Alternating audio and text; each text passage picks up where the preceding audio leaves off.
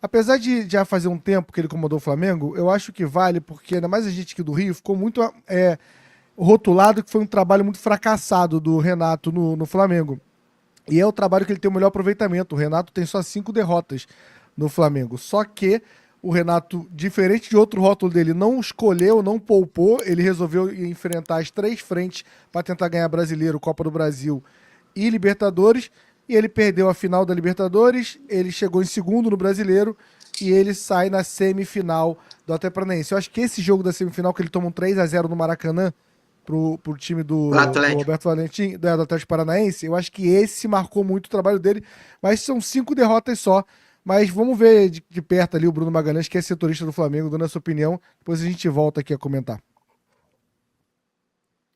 Fala, galera do Jornada, chegando por aqui a pedido do meu parceiro Rafa Siqueira para falar sobre a passagem de Renato Gaúcho pelo Flamengo ali no ano de 2021, quando o Flamengo não conquistou títulos e foi vice da Libertadores para o Palmeiras. A passagem do Renato divide opiniões na torcida do Flamengo, né? Tem gente que classifica como Renato sendo injustiçado e tem gente que classifica como péssima passagem, apesar de alguns bons resultados. Resultados esses que têm números muito satisfatórios, né? Porque em 37 jogos foram 24 vitórias, então mais da metade dos jogos ali vencido, aproveitamento superior a 60%. Só que eu acho que os resultados não refletiam o que acontecia dentro de campo. Acho que muitas dessas vezes o Flamengo vencia bem, inclusive o início do Renato é meteórico. Ele vem para substituir o Rogério Ceni e logo depois da chegada dele, o Flamengo aplica goleadas. Só que você vendo os jogos, você via que aqueles placares elásticos não refletiam o que era o jogo. Acho que o Flamengo tinha uma coisa muito positiva imposta pelo Renato, que era os seus craques dialogarem muito, porque o Renato dava muita liberdade para esses jogadores, né? Explorava o intuitivo deles, então você tinha Arrascaeta, Everton Ribeiro, Gabigol, Bruno Henrique, sempre dialogando, e aí com a qualidade que eles tinham, acabavam criando muitas oportunidades de gol, fazendo com que o Flamengo tivesse um excelente ataque, né? Numeroso em número de gols. Só que, ao mesmo tempo, o Flamengo sofria muito defensivamente, acho que principalmente pela transição defensiva, e é algo que a gente vê acontecer muito no Grêmio, né? O Grêmio, nos 2 últimos campeonatos brasileiros, sofreu mais de 100 gols. Então, o Flamengo tinha muito jogo de trocação com os adversários. Por ter vantagem qualitativa, em vários momentos o Flamengo vencia, de fato, assim como os números mostram. Só que em vários momentos o Flamengo pegava adversários mais frágeis e gladiava com os adversários. Contra o Barcelona, por exemplo, na semifinal da Libertadores, Barcelona de Guayaquil, o Flamengo vence os 2 jogos 2-0, só que com atuações absurdas do Diego Alves, que salva o Flamengo várias vezes, sendo que o Flamengo tinha muito mais time. Então a gente via muito isso acontecer. Eu acho que não foi boa a passagem do Renato, ele que batia no peito, né, nas coletivas para falar, me dá 200 milhões que eu garanto títulos, faço isso, faço aquilo. Chegou na hora, não foi bem assim, acho que foi devendo. Lado positivo, de novo, explorar o lado intuitivo dos jogadores, acho que o Fluminense tem jogadores com qualidade para isso, né? E também a gestão de grupo, cara, porque o ambiente do Flamengo era maravilhoso, todo mundo falava muito bem. Então o Renato, de fato, tem um grupo na mão, assim como era lá no Grêmio. Só que acho que no campo acabou devendo. Não sei o que esperar do Renato agora no Flu, acho que é muito um ponto de interrogação para mim. Então, de novo, né? Tem prós, contras. Agora vamos ver o que ele vai mostrar aí no Tricolor. Não sei o que vocês acham. Obrigado, Bruno Magalhães, pela moral aí de ter mandado aí. Parabéns, Rafa, aí, pela produção de arrumar esses 2 vídeos aí. Ajuda muito ver de perto.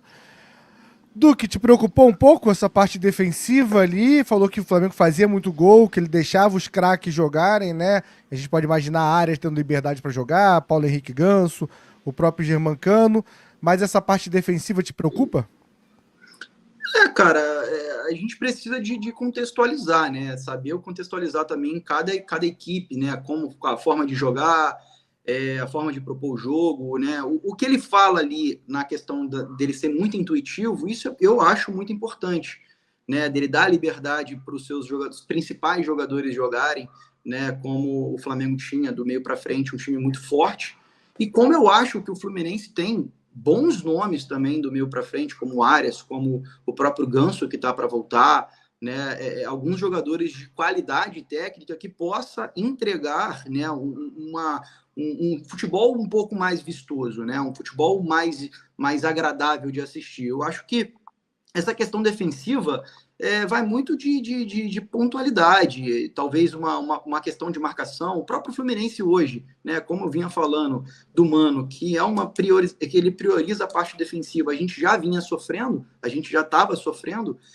Eu acho que a forma de jogo do Renato, ele gosta muito, isso eu acho importante, ele gosta muito daquele cincão, né? Daquele jogador que fique um pouco mais à frente da zaga. Eu acho que hoje a gente tem faltado muito com isso. Depois, né, o próprio Otávio veio, é um cara de pegada, agora ele se machucou, ele se lesionou e está fora praticamente da temporada. E vinham insistindo no Martinelli como 5, aí botou-se Martinelli e Hércules, o Bernal ficando preterido, né? E eu acho que até pode ressurgir uma opção ao Bernal, né? Que é um jogador de imposição, um jogador alto, um jogador forte, que possa até ganhar mais espaço com ele.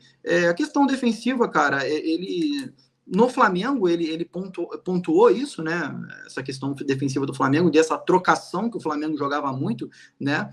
Mas eu acho que dá para ser resolvido, acho que dá para ser pontuado aí dentro até mesmo do elenco.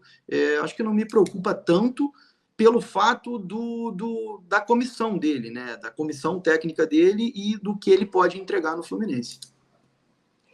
O fato dele ter uma boa relação com o Thiago Silva, perdão, o fato também dele ajuda, né? Uma boa relação com o Thiago Silva, e o Thiago Silva foi um dos caras que ajudou a consertar a nossa defesa quando Exatamente. chegou ano passado. Acho que também pode ser um ponto positivo nesse sentido. Tem essa relação, o mundo dá voltas, né? O Thiago Silva sai daqui com o Renato Gaúcho como técnico, ele volta e o Renato Gaúcho volta a reencontrar ele aqui no Fluminense. Olha, é muito bom a gente poder ver a análise de setoristas ali, né? Setoristas e torcedores também, porque eles estão acompanhando coisa que a gente não vê no dia a dia, porque a gente está envolvido aqui no Fluminense 24 horas por dia e não tem esse olhar.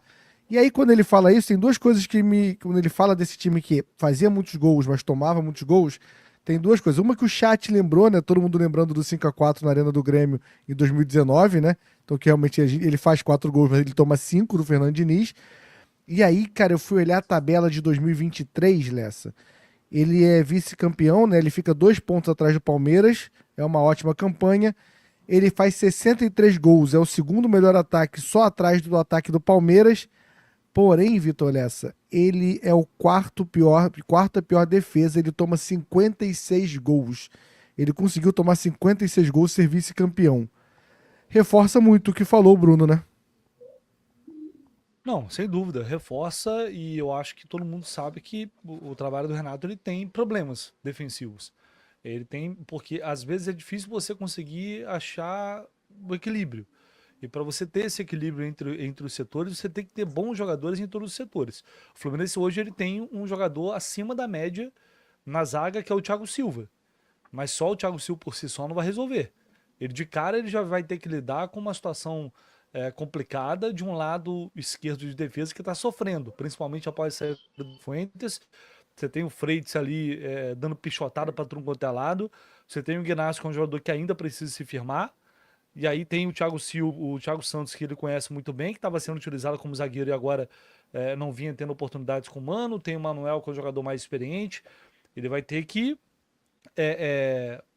para que o jogo propositivo dele, porque ele é um técnico ofensivo, ele gosta de ter a bola, de agredir o adversário, mas para gerar esse equilíbrio e não se expor tanto lá atrás, o Renato vai ter que, de cara, trabalhar muito para consertar esse sistema defensivo, esse buraco nesse meio de campo que o Duque citou agora há pouco, porque assim, a estrutura, o Mano em 2025, ele praticamente não deixa legado nenhum.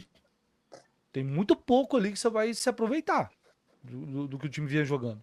Desses jogos do Fluminense, Campeonato Carioca até aqui, é muito pouco. Então o Renato, para mim, ele vai ter que começar um trabalho praticamente do zero. E a gente sabe que uma coisa é você fazer uma pré-temporada, você ter um Campeonato Carioca com jogos fáceis para fazer isso.